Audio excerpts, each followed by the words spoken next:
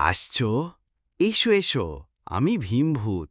আজ তোমায় একটা গল্প শোনাবো, একেবারেই হাড় হিম করা। এই ঘটনা ১৯৮৩ সালের এক পুরনো লাইব্রেরিতে ঘটেছিল। ঠিক এই লাইব্রেরিতেই। সেই লাইব্রেরিতে আসতো এক কৌতূহলী ছেলে, নাম রন। ওর ভূতের বই পড়ার খুব শখ ছিল।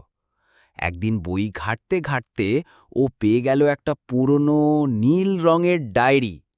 না না, সাধারণ ডায়েরি না, ওইটা ছিল আমার ডায়েরি। রন ভুল করে পড়ে ফেলল একটা গোপন মন্ত্র। যে পড়বে সে দেখবে যা চোখে না দেখে বিশ্বাস হয় না।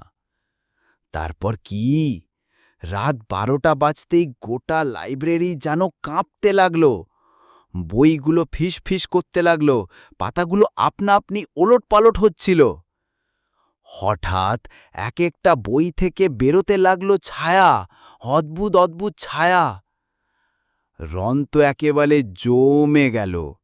ঠিক তখনই আমি হাজির হলাম। বললাম, ভয় পাস না রে ভাই, আমি শুধু গল্প বলতে এসছি।" রন আমায় জিজ্ঞেস করল, "তুমি কি খারাপ ভূত?" আমি বললাম, "না রে, আমি তো লাইব্রেরির গল্পবাজ ভূত।" তারপর থেকে আমরা বন্ধু হয়ে গেলাম। প্রতি রাতেই রন আসত ভূতের গল্প শুনতে। আর আজ, আজ তুই এসেছিস। তাহলে শুনে রাখ, এইবারের গল্পে ভূতটা তুই।